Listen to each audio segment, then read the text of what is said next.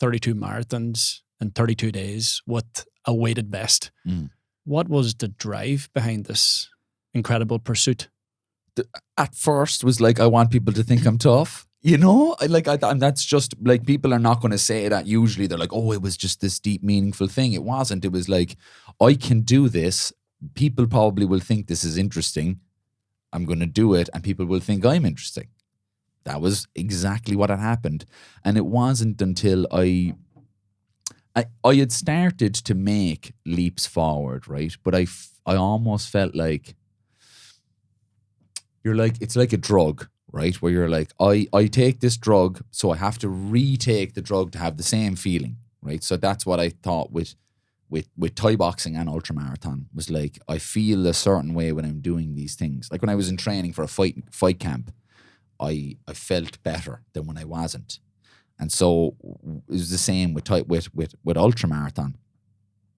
But it was brilliant because COVID happened and stopped me from doing it, which made me really kind of like, well, I have a lot of time really anyway. And the second thing was, I actually had an opportunity to think about like where I was going and what place ultra running had in my life and who I was. Something that I hadn't really, talked about to myself before. I started to really dig into that. When I first started ultramarathon, it was the exact same thing. It was like, going to do this 100-mile race because people will think this is really cool if I do this, and it'll be interesting, and people will think I'm tough and stuff. And that was kind of continuing on. But I had started training for a 200-mile race because I just was like lumping more, trying to get, more achievements, more this and that. And it wasn't until I started to do that where I actually had this idea, had this kind of epiphanal moment where I was like, you've been terrible to yourself for so long. Like, if I had allowed somebody else speak to me the way I spoke to myself, I'd have 50 assault charges. I would have been ripping them apart. But I can do it to myself because it's in some way making me better. But it's not. It's not making me better. It's making me way worse. And it's not having a good effect on my mental health.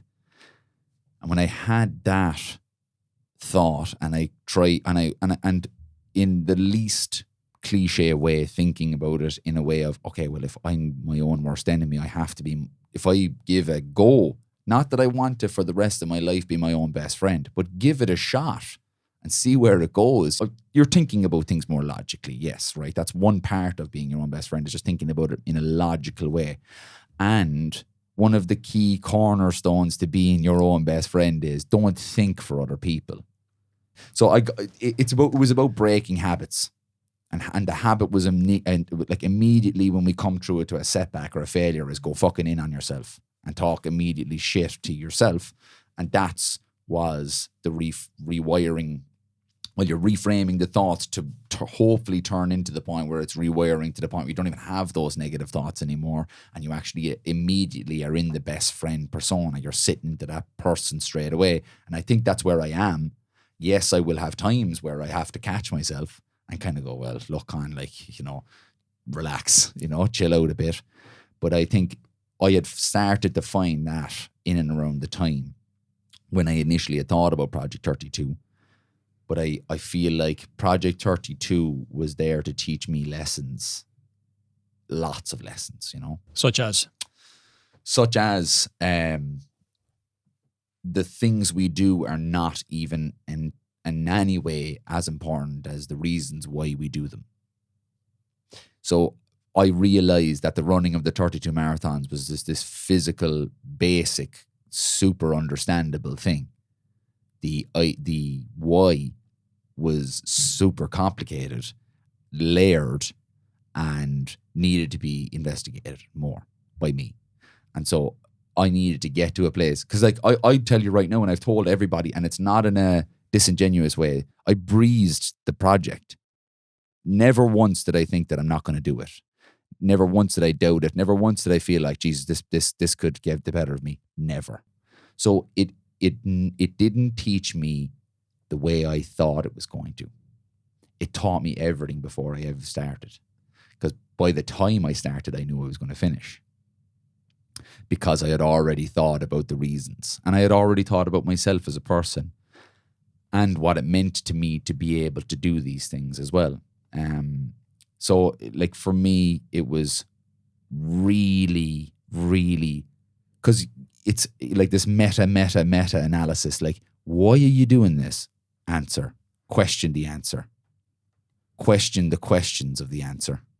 So on and so forth. And you get the opportunity to do that when you're running like 3 or 4 hours a day, right? So that's the way it was this method of me to create what I would term like neuroplasticity, this idea where I can actually just, I can think about things and not bullshit myself. And that's what I was doing for so long, was just bullshitting myself. It's like, am I fucking actually talking sense here, or am I just saying what I want to hear? Because what I don't want to hear is going to challenge me, and it's going to take me to somewhere where I don't know if I want to go there.